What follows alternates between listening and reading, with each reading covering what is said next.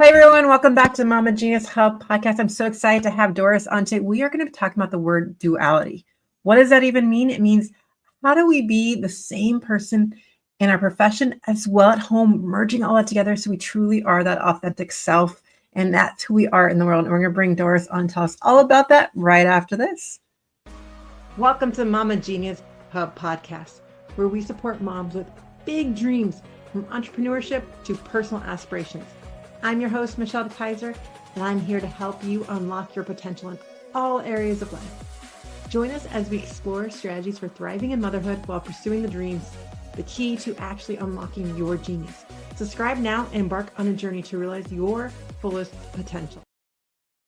So I'm back. And so Doris Jackson-Shazier is an ICF-Certified Leadership Coach, speaker, and author with over 20 years of experience in corporate leadership. Known for her relatable approach and practical insights, she empowers individuals and teams to thrive in high accountability. We all need that, right? High morale environments. She's also wife and mother of 4. Come on, ladies. She's going to teach us a lot today. Welcome to the stage, Doris. I'm so excited to have you today. Thank you so much, Michelle. I'm so excited about being here. I'm really inspired by our conversation even before we even get started, just because it is always that idea of who am I? And a lot of times we think we have to be different people all the time. I love this. I'm just looking forward to this conversation of how we really just bring that authentic self of who we are to essence to all parts of our lives. And so as I always jump in, what is your why behind wanting to do this, or what made you start with this, or what was your story, however you want to take it? Okay, so a couple of different things. Number one, I've always been very excited about sharing about my motherhood journey along with my leadership journey, because I think sometimes women, we get it hard, or mothers, we get it hard, whereas people don't think of us as leaders. And I'm like, motherhood is a leadership position. Like, it was my first, it was my first adult leadership position. I had my first child at 20 years old, so pregnant at 19. And I like to tell people that my first leadership position was motherhood. I learned so much about how to be a leader through being a mom. And I was able to take some of those things that I learned into the corporate workspace. And I believe that they were just a key ingredient to my success. Can we just pause for a second? I want to reiterate that. Listen to how she just described that your leadership position is being a mom. Sometimes we say just a mom, just this. No, you're a leader. You are a leader. And I just wanted to reiterate that one more time before you continue, but I just love that. Yeah, well, thank you. So what I do often, especially with mommy leaders, is kind of help bridge that transition in terms of the things that you're learning at work. And some of those leadership qualities that you use to lead others definitely are transferable into the home. And then some of the things that you're doing at home are definitely transferable into the workspace. I'm known for doing IDPs, not only on the job, but at the house. I have individual development plans for each one of my children.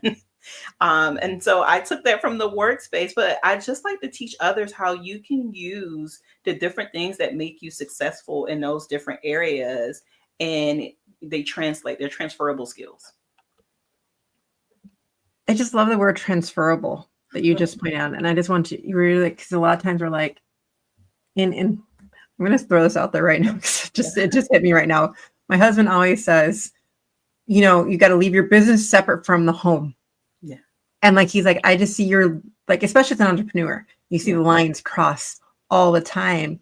And I'm trying to explain how it works better. Yeah. And I think that there is a degree or an extent to which there is separation, but I think that we benefit a lot more when we know how to leverage some of those same qualities in different places. I think the only thing you really need to adjust is the intensity of how you use it. But being firm, being direct, being savvy, knowing how to influence, applying discipline, follow up, goal setting, like all of those things work very well in the workspace and the home space. It's just the intensity or the degree in which you use them. I love that when you think about that with especially, obviously teaching your kids all these skills and things. So let's break this down a little bit and give a little bit of where do we start? I mean, because as we look at momhood, we look at like a 24-hour day, right? That's all we have, and how we split up. And I know you're a queen of time management and stuff, so I'd like to jump into that first, as in then trickling down to all the skills. So where do you start with merging those times together? Because I know that time management is not one of necessarily my expertise. So I'd love to throw that question at you. Yeah. So here's the thing, and it's ever evolving, because there are certain seasons or times in life where things are busier, and I feel like I don't have it all together either. So I have those moments, no matter how great you feel that you are, we all have those moments. And so that's pretty normal. It's a part of the human experience. So I just want to put that out there. But I guess where we start is with the heart, which we start with home. And how do we kind of identify our roles? One of the things that I've started working on a few years ago was how I introduce myself, right? And one of the things I think that women or mommies, we fall into is we confuse what we do with who we are. That's the first thing we have to do, is understand that those are two different things. I am more than what I do to earn a living. Really? Yeah, I am, right? So who I am, I like to think of it's in the titles that no one can take away from me. And then what I do is, a title or expertise or a skill that I show up in exchange for compensation. So what I do is I'm a leadership coach and management consultant, and I really, am a good thought partner for others.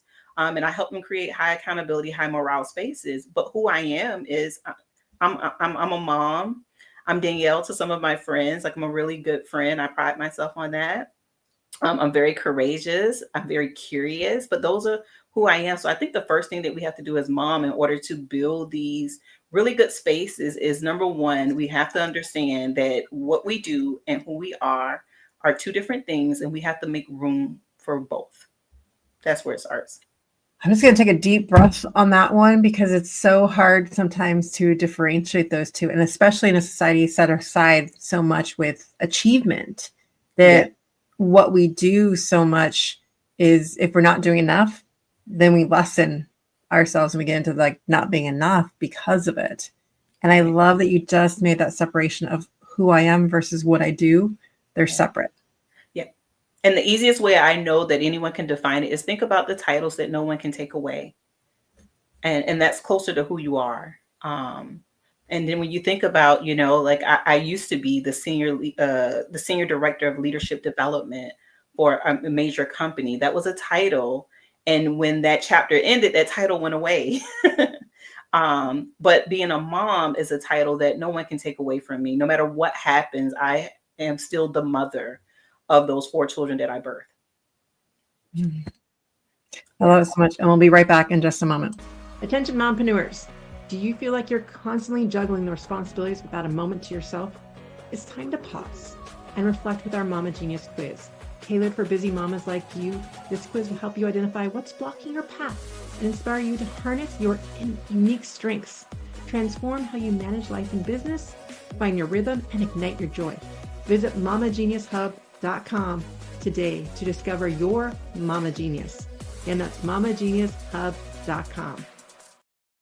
And we're back. And so I really want to dive in. You started alluding to the intensity of some of these skills, and we talked, you rattled them off so much. I like my notes are like not, I couldn't follow with what you were saying. So I kind of want to dive deep into that now that we're back from the break, of how do we like merge those together, and what skills should we focus on trying to merge a little bit between the office or corporate entrepreneur, whatever you are, and home life? How to take that however you like. No, I get exactly what you're saying.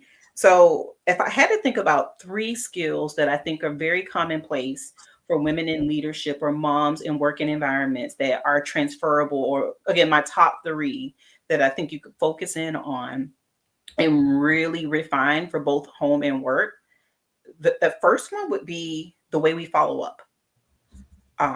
I think sometimes with our kids, we don't follow up in the same capacity because they have our little hearts. And in the workspace, we may have a little bit more discipline around our follow-up processes. And like I mentioned before, having an individual development plan for my children is important for me because, again, we institute a process of what follow-up is going to look like, and it gets them acclimated for what it's going to look like when they become adults. And you have to deliver on certain things, or you keep your word. So I think that if you could really identify, how do you currently follow up? How do you hold others accountable? What does that process look like? Can it be instituted at home? And then really, you only alter the intensity. Again, you're not going to fire your 15-year-old. But Really? you won't be able to fire them. But what's the intensity or the equivalent to establishing discipline around them?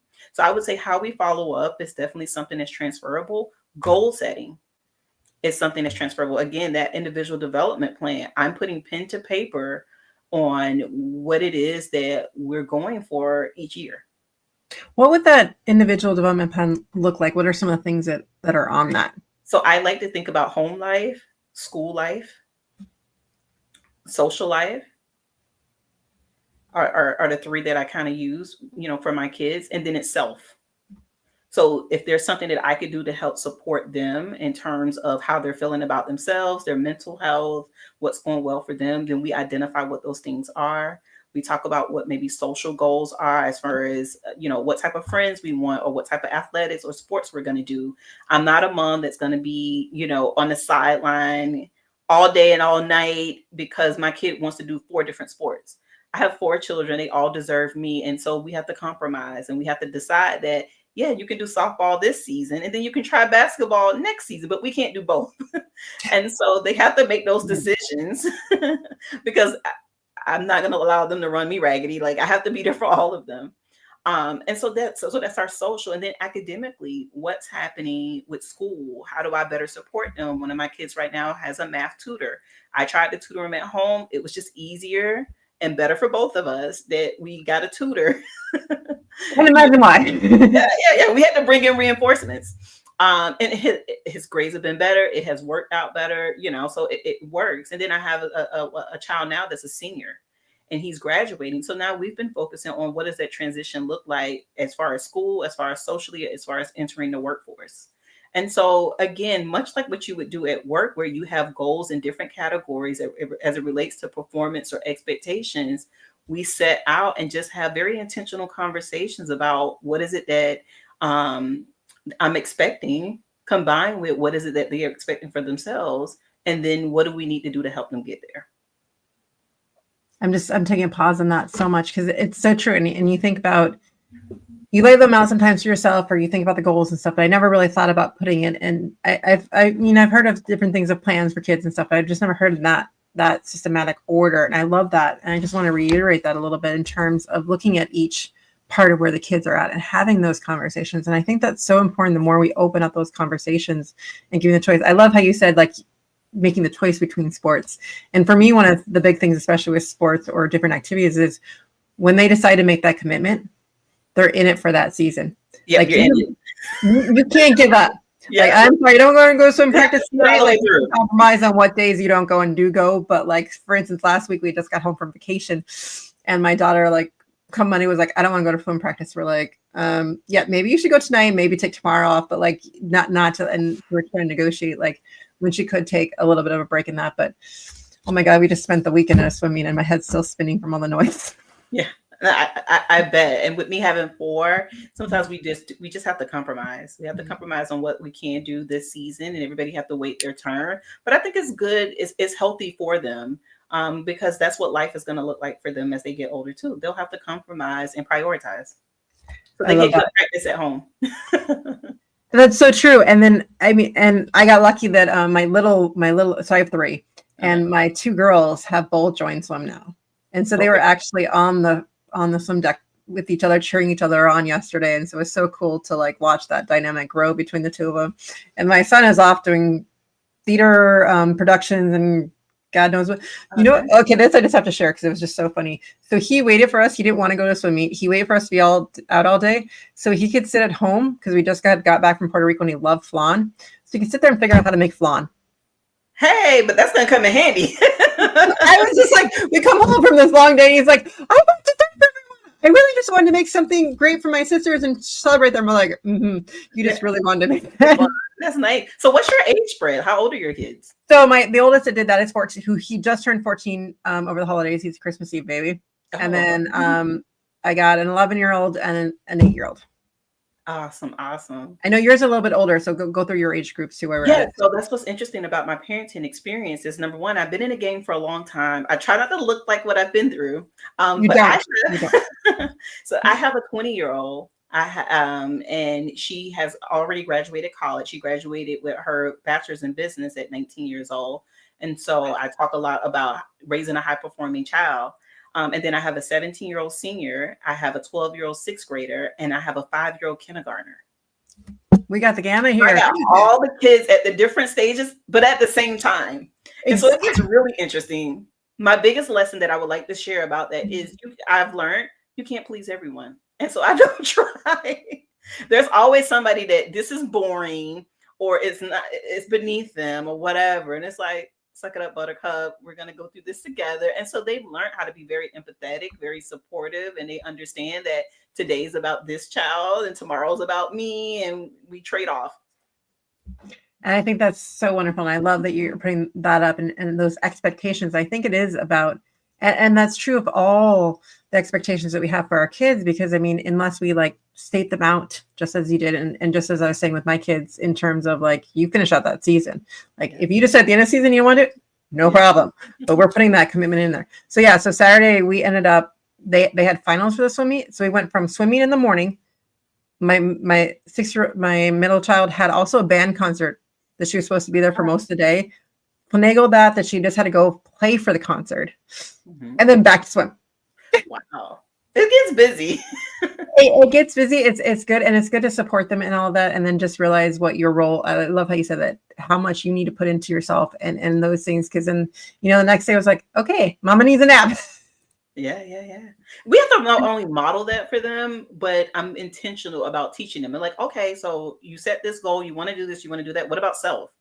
Like, what time are you going to have for this? What is going to be like your self-care? How are you going to, I'm already teaching my 5-year-old coping mechanisms, something that I didn't learn when I was younger, but also I didn't learn with the other kids. And so that's the cool thing about my experience, is that each child is getting the benefit of me learning and growing. So I tell him to smell the roses and blow out the candles. And it just teaches him how to do a deep breath. And so when he gets himself all upset and work out, I'm like, smell the roses, blow out the candles. Like, do that 5 times and then let's talk about it. And so as we learn as mom and exposes ourselves to things, we're able to kind of, teach them. And so, yeah, that's another thing that I've kind of instituted in that self part, is how do I teach them early on how to cope?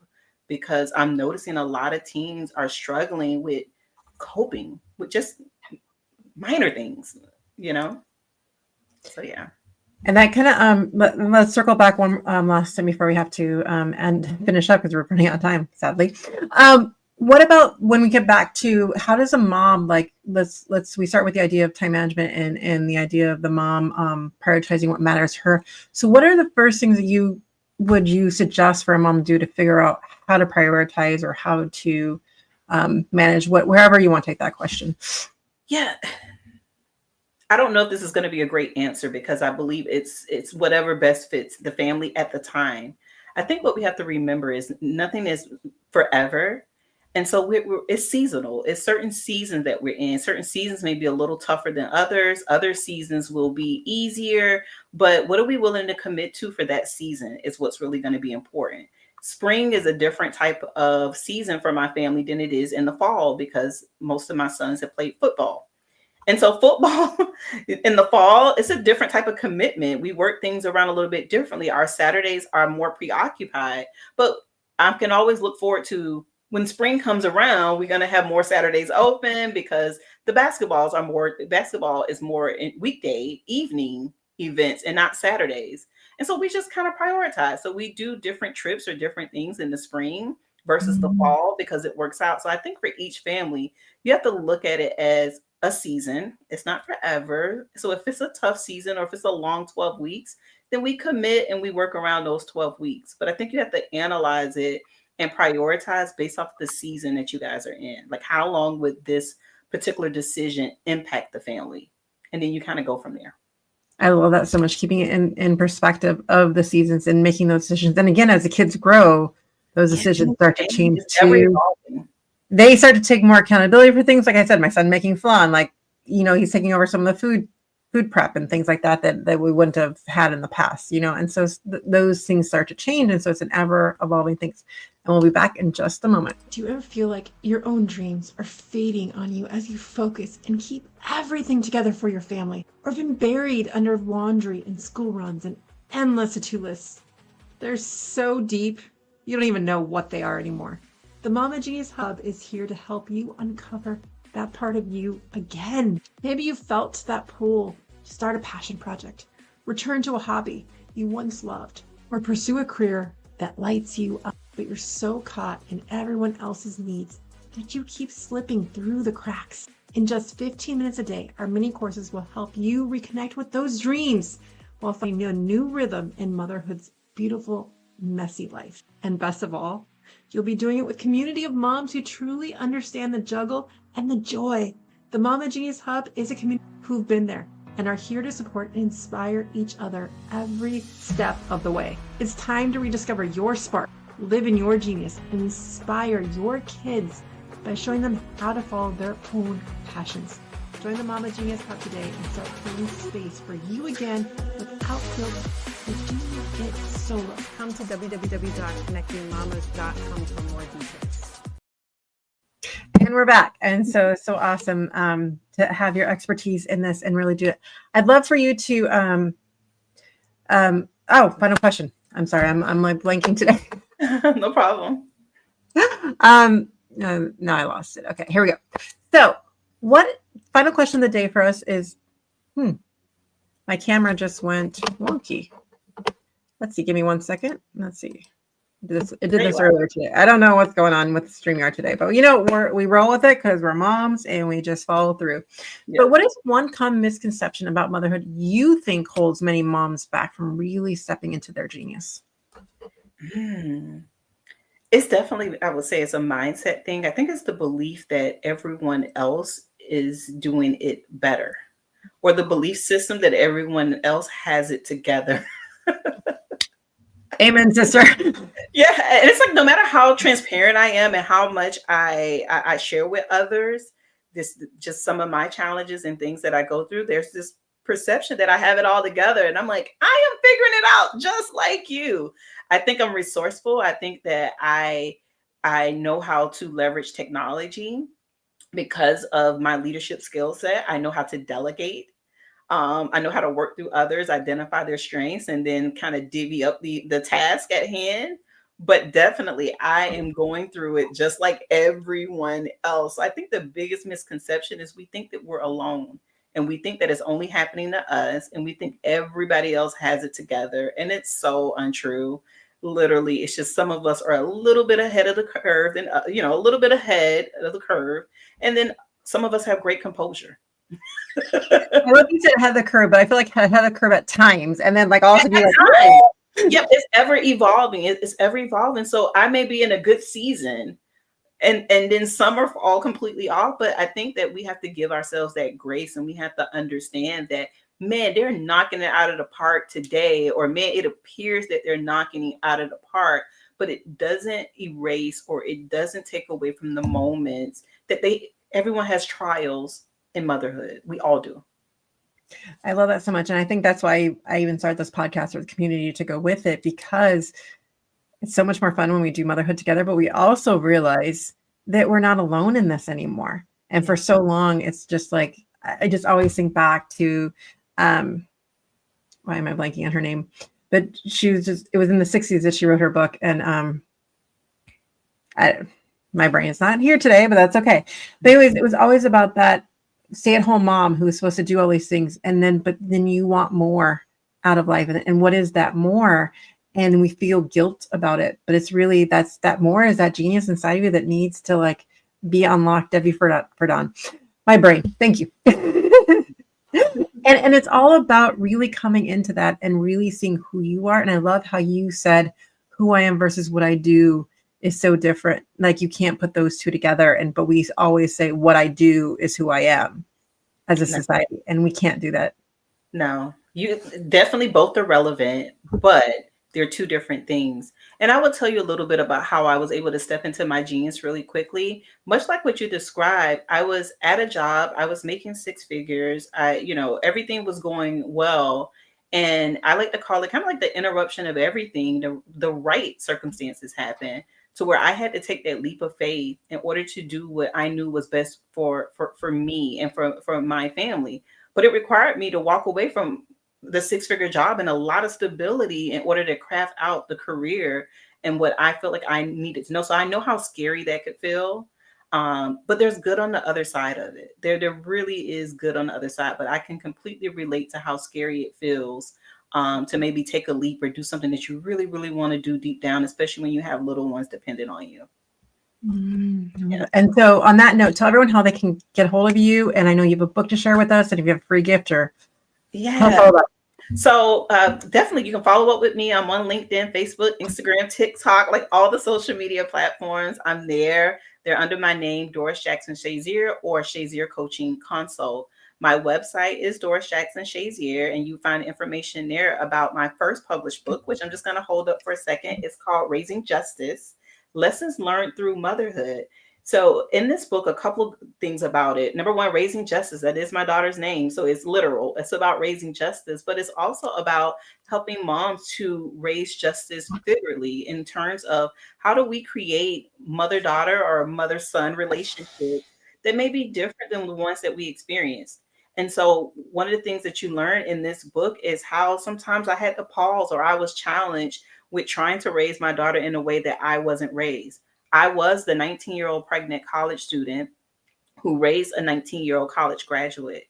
And I tell a lot about what that journey was like and how I raised a child that we have a really good relationship with each other. Another cool feature about my book and what I'm committed to in all of my writings are going to be less than probably 120 pages. I understand that we're busy and we don't have all day to kind of get the message. So the book is less than 100 pages. It has really good lessons on that I learned from motherhood in it. And I'm excited to be able to share it with the world. One of the things on my checklist, and once I left corporate America, I was able to accomplish, was writing my first book.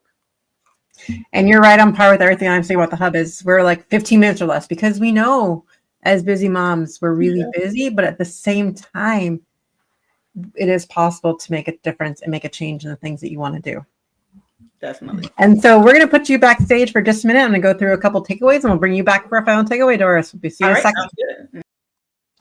Wasn't that amazing? Again, I'm going to start with what she was saying, that the first leadership position that you have is being a mom. I just want to let that sink in for a moment. And then that's our really big first takeaway from this, is just reminding yourself of that first leadership position. And then now, how do we merge that from home to work and put those things together? And that leads us into just takeaway number 2, is the 3 top transferable skills she was talking about was way to have that follow-up individual plan with your kids, hold each other accountable, and then also that goal setting with them as well. And then it's a matter of degree of intensity, how intense you are with how you do it at work versus how intense you are at home. But that these skills are transferable between both sectors of you. And that leads us into takeaway number 3, which is who I am is not what I do. They are 2 distinct, separate things. So it's a good thing to identify those separately. So right now, what you do for a job or what you do 2 months from now could be different. Or if you decide to realize that you're not in your genius or wherever you're at and want to make a change, you can make those changes. Who I am. Again, I love how she puts it. Those are things about your personality, of who you are, things that can't be ever taken away from you. Once you're a mom, you're always a mom, right?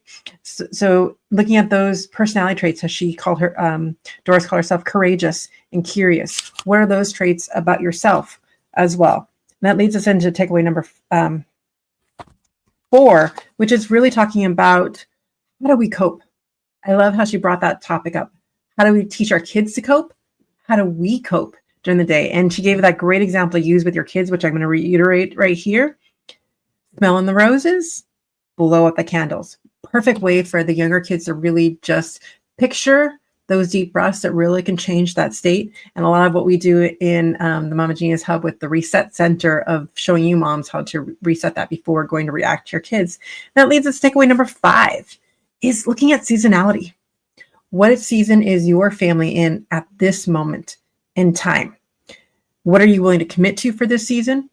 And then how that might change afterwards. And especially as your kids start to age and their needs and things start to change, is that you're using, she called it, I'm going to refer back to the individualized plan. I know she had another word in there and I can't remember off the top of my head, but using those plans to help with that seasonality and those growth of what your kids are going through.